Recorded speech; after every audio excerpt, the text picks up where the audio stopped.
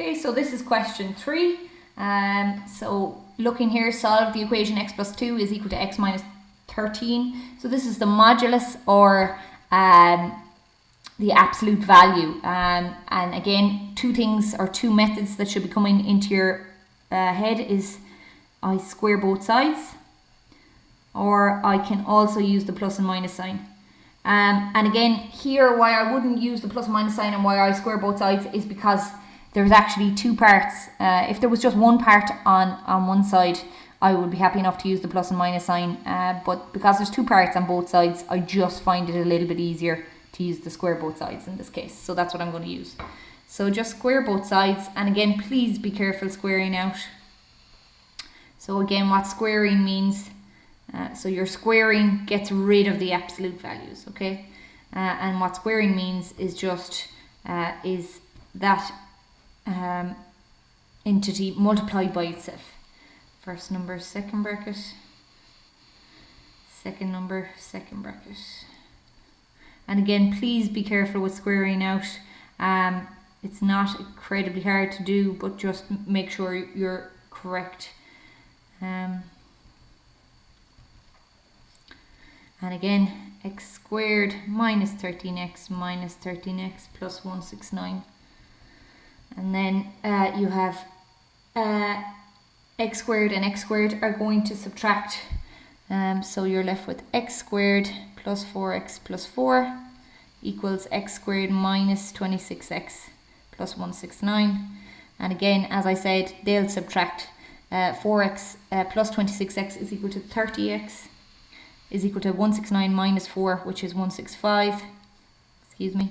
165, and then x is equal to 165 divided by 30, and that's equal to 5.5, okay, or 11 over 2.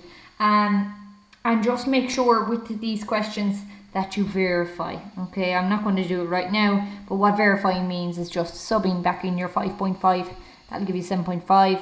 5.5 minus 13 will give you a minus 7.5, but the absolute value of that is 7.5, so that's correct. So verifying that is really important. Hence solve 3y plus 2 to the 3y minus 13 and give your answer correct to 3 significant figures. So again, just keeping an eye on that for your answer. Comparing the two, okay, hence always means use previous answer, okay.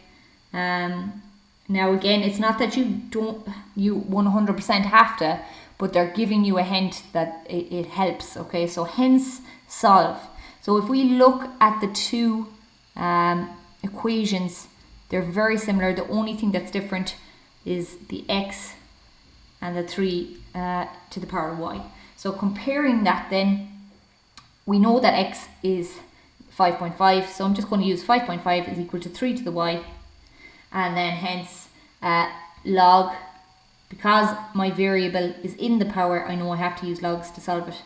Log to base 3 of 5.5 is equal to y, and then just using your calculator, it's 1.55, correct to 3 significant figures, is equal to y. And then just the last part, find the range of values of k for which the equation k bracket x squared plus 1 minus 1 is equal to x bracket x plus 6 has real roots. So a couple of things there. Range, it means that your answer must have an inequality in it. Values, again, you must get more than one value for k. And the third thing, has real roots. And again, if you're looking at has real roots, straight away I should be thinking b squared minus 4ac. It hasn't specified whether they're identical real roots or whether they're two different real roots, so I must allow for both. So it's greater than or equal to naught, okay? Before I do that though, my equation isn't looking too friendly, so I'm just going to multiply it out to make it look a little bit better before I start using my formula.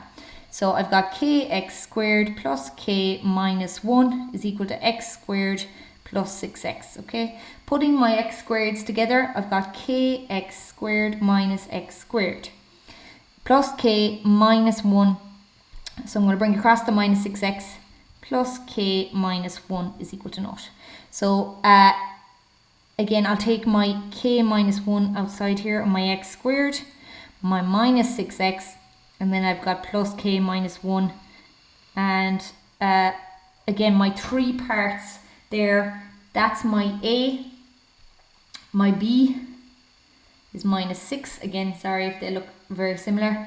And then my c is my k minus 1. So using that, I'm going to fill in my formula. B squared minus 4ac greater than or equal to 0. B squared is minus 6 squared minus 4 by a, which is k minus 1, by c, which is k minus 1, is greater than or equal to 0. 36. And again, with this you can multiply it out any way you like. I'm going to leave the 4 there and I'm going to multiply here. First number, second bracket, second number, second bracket, and then multiply by 4 at the end. Inside I'll get k squared minus k is minus 2k plus 1. And then I've got 36 minus 4k squared plus 8k minus 4. And that leaves me with a minus 4k squared plus 8k plus 32 greater than or equal to 0. Make it positive first of all. So again, we can't really deal with a negative a negative quadratic. So make that positive first of all. So 0 is greater than or equal to 4k squared minus 8k minus 32. Okay, and then put it the correct side. So 4k squared, if you read it from right to left or read where the inequality is, so it's a k squared is less than or equal, plus, I'm jumping the gun a little bit, plus 8k, bring everything over first, sorry. So 4k squared minus 8k, excuse me.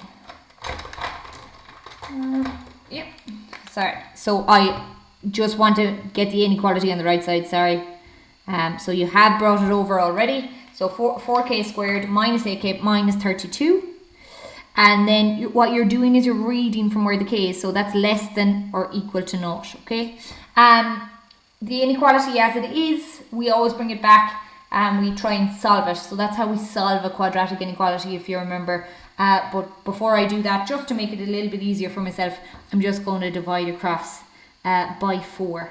And it just makes life a little bit easier for me. K and k. And again, 4 and 2, and a minus and a plus. So k is equal to minus 2, k is equal to 4. A rough diagram then, just to show me where my roots are. Minus 1, and there's minus 2. 1, 2, 3, 4. There's 4. Little rough diagram. And again, I go back to my sign where it was. It's less than or equal to 0.